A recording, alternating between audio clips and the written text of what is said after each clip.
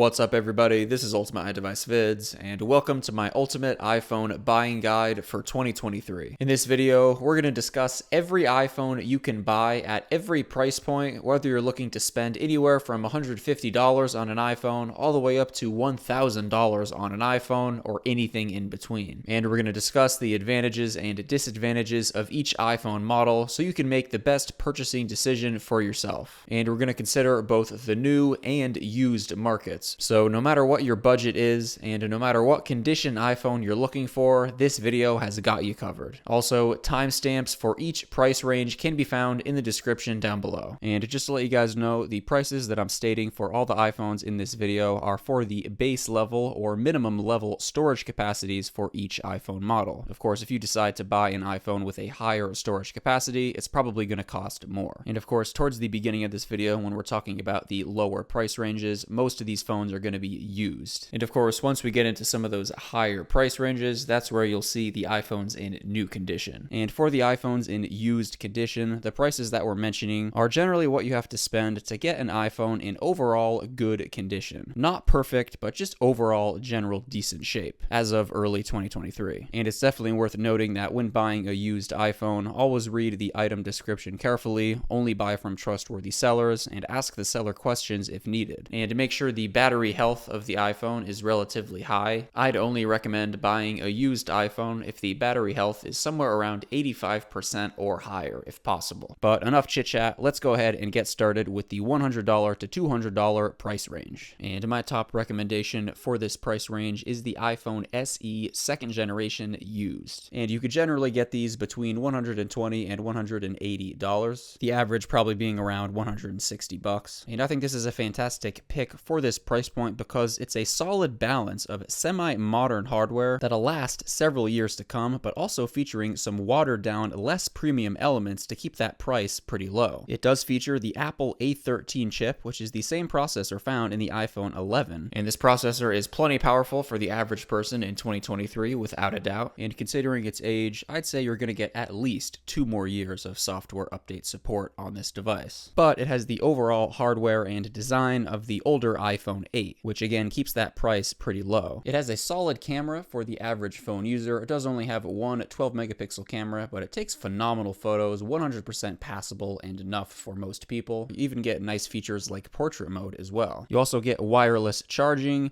and of course Touch ID fingerprint unlocking. And the main two disadvantages of this phone is the overall design and screen size. Of course, it featuring that older iPhone 8 style design. You get these larger bezels on the top and bottom, and a pretty small 4.7-inch display. And the second main disadvantage of this phone is the battery life. Of course, it does have a much smaller battery than the average smartphone in 2023, it having a 1,821 milliamp hour battery. But as always with battery life, it entirely depends on how you use your device. But overall, I think it's a perfect blend of new enough technology, but with some sacrifices to keep the price point lower, resulting in you getting a product that's going to last several years, but without breaking the bank. And in terms of other iPhones that you can get for between $100 and $200, we have the iPhone 8 that you can get for slightly less than the iPhone SE second generation, as low as $100, but most of them are around $130. But I do not recommend buying this phone in 2023, since it's a very small difference in price from the iPhone SE second generation that we just talked about, usually around $20 or $30 cheaper, or even sometimes the same cost as the iPhone SE second generation. And it has 2-year-older tech inside. This device was released in 2017, so it has the Apple A11 chip, which is currently the last chipset supported by the latest iOS version. So this means you're probably not going to be getting the next iOS version, being iOS 17. And even if the iPhone 8 does support iOS 17, it's definitely not going to support the next iOS version, iOS 18. That would be very unlikely. So you're investing in a product that's definitely not going to have much of a life ahead of it in terms of software updates. The iPhone 8 is very similar to the iPhone SE second generation, the main difference being it has that older A11 processor inside as opposed to the A13 processor in the SE second generation. It has the same 1,821 milliamp hour battery, same display size at 4.7 inches, Touch ID, wireless charging, a slightly worse camera. So as much as the iPhone 8 might seem tempting because it seems very similar to the SE 2020 when you're looking at it,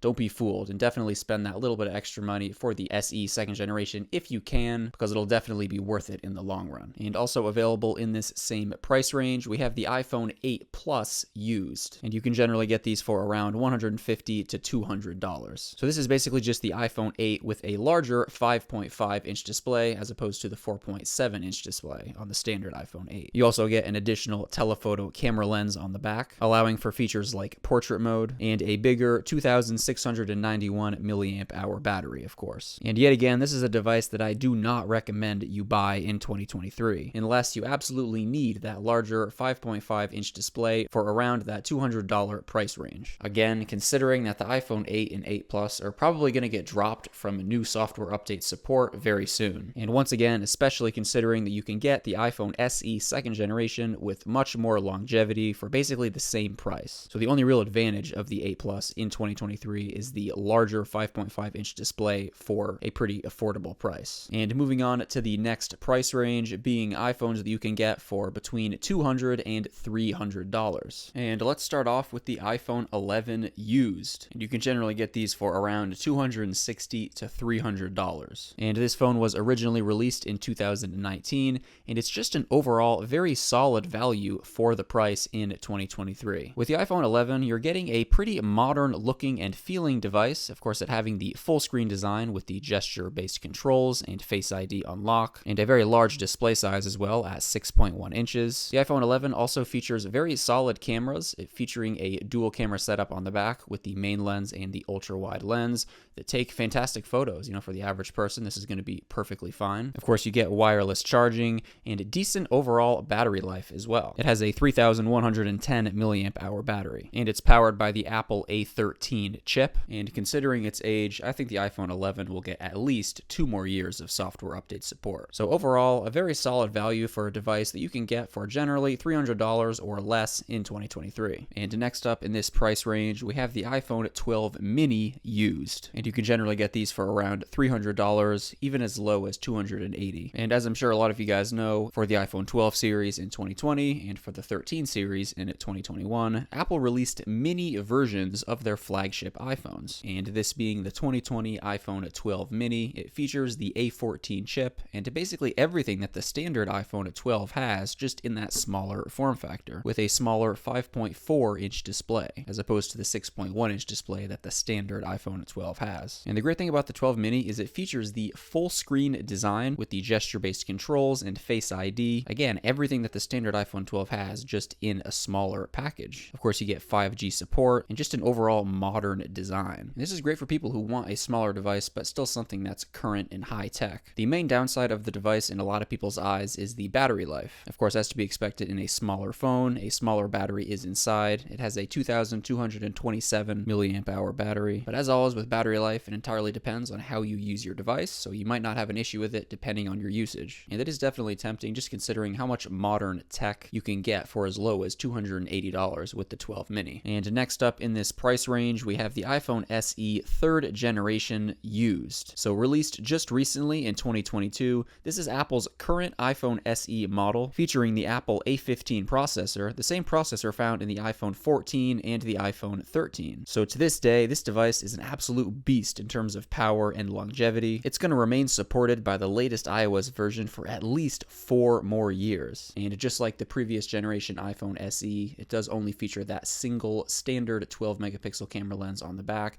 but it takes fantastic photos for the average person. Again, 99% of people are going to be perfectly satisfied with this camera. Of course, it has Touch ID, and the 3rd generation SE here supports 5G as well. So the 3rd gen iPhone SE here is a slightly updated version of the 2nd gen iPhone SE, which was a slightly updated version of the iPhone 8. So to sum this device up, you're getting an iPhone with the power of the iPhone 14 and iPhone 13 in the body of the older iPhone 8. And just like the previous generation SE, the disadvantage is just that overall old form factor with the larger bezels and the smaller 4.7-inch display and the smaller battery, it featuring a 1,624 milliamp hour battery. And considering the SE 3rd gen here costs just a little less than the 12 mini in the used market, I wouldn't recommend buying the SE 3rd generation if you're buying a used iPhone in this price range. If you're considering buying a used iPhone SE 3rd gen right now in 2023, I'd recommend the iPhone 12 mini instead, as you get a more modern design with a larger 5.4-inch display, gesture-based controls, and just just an overall more modern iPhone experience. The only real downside to the iPhone 12 mini is it has a processor that's 1 year older. It features the Apple A14 chip instead of the A15 in the SE 3rd gen. But considering Apple's great track record for supporting software updates on iPhones for very long periods of time, I wouldn't let a 1 year older processor influence your decision here. I'd go for the 12 mini. And next up in this price range, we have the iPhone XR used. And you can generally get these for around $200 to $250.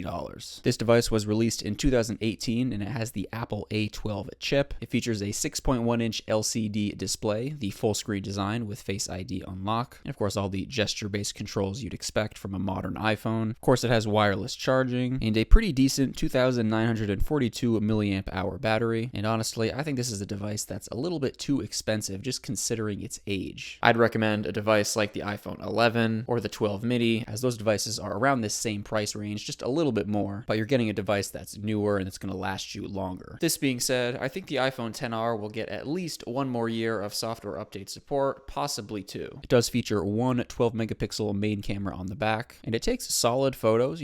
Once again, for the average person, I think they're going to be perfectly satisfied with that camera. And next up in this price range, we have the iPhone XS used, and you could get these for around $200 to $250, a very similar price to the iPhone XR, as these devices were released at the same time. This was the more premium tier 2018 iPhone, so it also features the same Apple A12 processor. However, because it's the more premium tier device, it features an OLED display as opposed to an LCD display with slightly thinner bezels. And even though the iPhone XS here has a better display technology in comparison to the XR, it having an OLED display versus the XR's LCD display, the display size of the iPhone XR is actually larger than the XS, as you can see. The XR having a 6.1-inch display and the XS having a 5.8-inch display. So it is something to note. It features a more premium build quality with stainless steel sides in comparison to the aluminum sides on the XR. The XS does have an additional telephoto lens that the XR doesn't have, which gives the camera better zoom capabilities. And of course, it has Face ID, wireless charging, acceptable battery life. It has a 2,658 milliamp hour battery. And just like the iPhone XR, this is not a device that I recommend buying in 2023 just because of its age. Since it has basically the same tech and processing power of the iPhone XR, I'd recommend a device like the iPhone 11 or maybe the 12 mini in this price range. And next in this price range, we have the iPhone XS Max used. And you can generally get one of these for around $250 to $300. And this is basically just the iPhone XS with a larger 6.5-inch display as opposed to the 5.8-inch display on the standard XS. It also features a bigger 3,174 milliamp hour battery, leading to better battery performance, of course. And as to be expected, it's a little bit more expensive than the normal sized XS in today's market. It's around $40 to $60 more than the standard XS. But at the end of the day, for all the same reasons that I wouldn't recommend the XS or the XR, I also wouldn't recommend the XS Max, just because it has, again, that same tech in it that's a little bit old with the A12 chip. Again, even though the XS Max is also perfectly usable in 2023, I would still recommend buying a slightly newer device if you can. But a big appeal of the iPhone XS Max used in 2023 is that large max-sized display that you can get for around $300 on an iPhone. And next in this price range, we have the iPhone X used, and you can generally get one of these for around that $200 to $260 price range. Very similar, almost the same cost as the newer iPhone XS and XR. And for that reason, I definitely do not recommend buying the iPhone X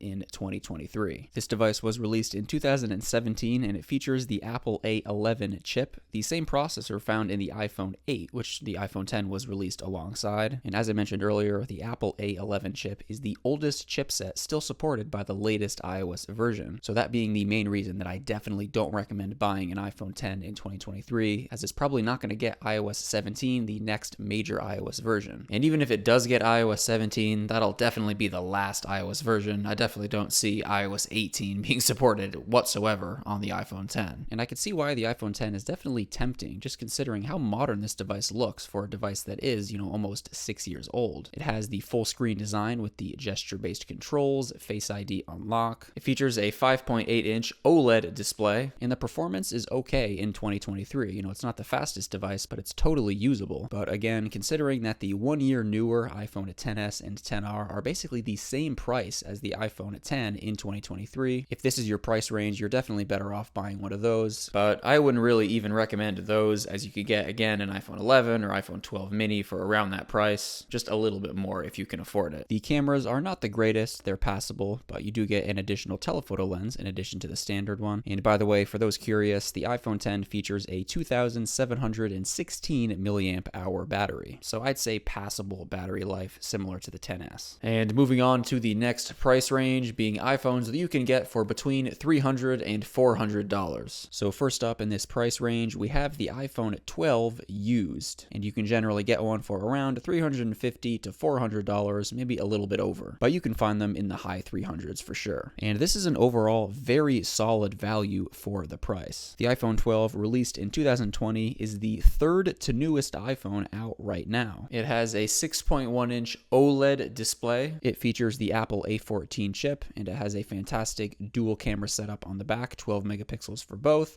with a standard and ultra-wide lens, as to be expected. It supports 5G, and of course it features the current iPhone design with the squared off edges, so it certainly feels and looks very modern. And it has solid battery life. It has a 2,815 milliamp hour battery, and yeah, overall just a great used iPhone to buy in 2023. And considering it was released pretty recently in 2020, and it has the Apple A14 chip inside, I'd say you're probably going to get at least 3 more years of software update support for the iPhone 12, probably more. And next up in this price range, we have the iPhone 11 Pro used, and you can generally get one of these for around $300 to $360, most of them being around $330. This device was released in 2019 alongside the other iPhone 11 models. It does have the Apple A13 chip, and it features a 12 megapixel triple camera setup on the back, featuring a standard lens, a telephoto lens, and an ultra-wide lens. Of course, it has everything you'd expect out of a semi-modern iPhone, with gesture-based controls, the full-screen design. It has an OLED 5.8-inch display, and considering it is the more premium tier iPhone, it does have the stainless steel sides, the slightly more premium material over the aluminum,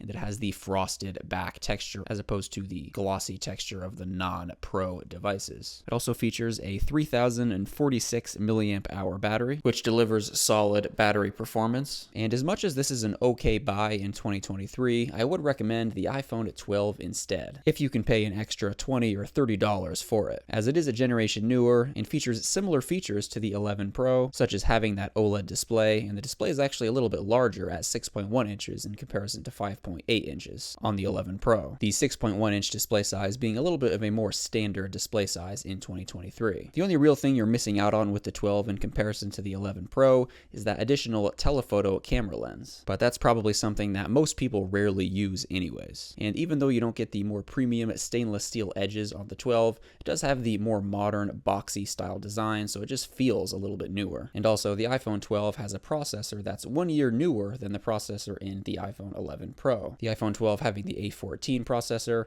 and the 11 Pro having the A13 processor. And you know, when buying an iPhone, you definitely want to consider that just for the sake of longevity. And next up in this price range, we have the iPhone 11 Pro Max used, and you can generally get one for around $370 to $400 or a little bit over. So pretty solidly around $400. And this is basically just an iPhone 11 Pro with a much larger 6.5 inch display in comparison to the 5.8 inch display on the normal sized 11 Pro. So most of what I said about the 11 Pro also applies here. And of course, the main draw of the 11 Pro Max is that huge max display size. And it also features a bigger and longer lasting battery, it having a 3,969 milliamp hour battery. So as much as I think the iPhone 12 is the best value in this price range, if you really want or need that max sized display for around $400, you're not going to do better than the iPhone 11 Pro Max. But the sacrifice is getting a phone that has 1 year older tech inside, so a 1 year older processor, in order to get that huge display in this price range. And moving on to the next price range, being iPhones that you can get for between $400 and $500. And the first device we're going to discuss in this price range is the iPhone SE 3rd generation new. And you can get one right from Apple brand new for $429. And of course, this is the same device that we discussed earlier used, which as I mentioned earlier, you can get for around $250 to $300 used. But again, buying it brand new from Apple will run you $429. So of course, the most appealing aspect of the iPhone SE 3rd generation